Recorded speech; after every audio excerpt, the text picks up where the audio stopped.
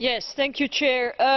Very quickly, first of all, I would like to eliminate a misunderstanding, and I have said it countless times. Nobody in this House disputes the need to use data for the fight against terrorism and serious transnational crime, Mrs. Foster. Nobody. But we do dispute the use of these data for other purposes, like communicable diseases, as the Commission said, and immigration and customs check. Secondly, I would like to know from the Commission, you have a certain interpretation of Article 4. That interpretation is not shared by everybody, but what is key here is it shared by the United States authorities, and how do we know?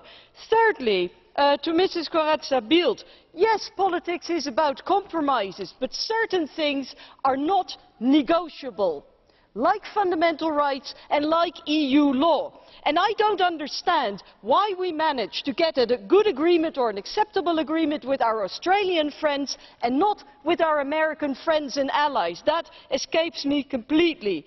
I think the analysis of our EPP colleague, Mr. Engel, was spot on. Without the agreement, we do not have weaker safeguards, because the safeguards that are there are provided by existing US legislation, and it will still be there even if we vote down this agreement.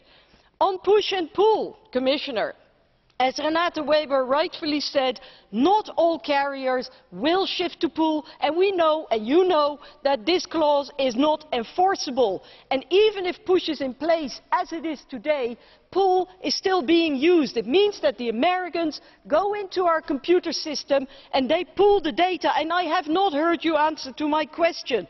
Why you qualify as exceptional, in inverted commas, tens of thousands of pools a day, up to 82,000. How do you qualify that as exceptional, frankly?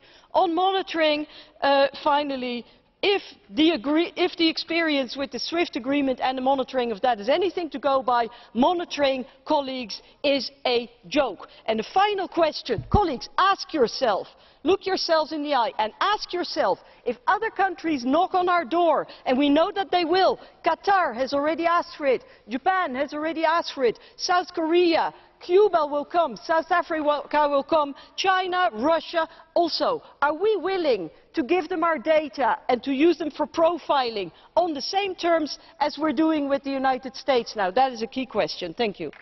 Merci, Madame Veld.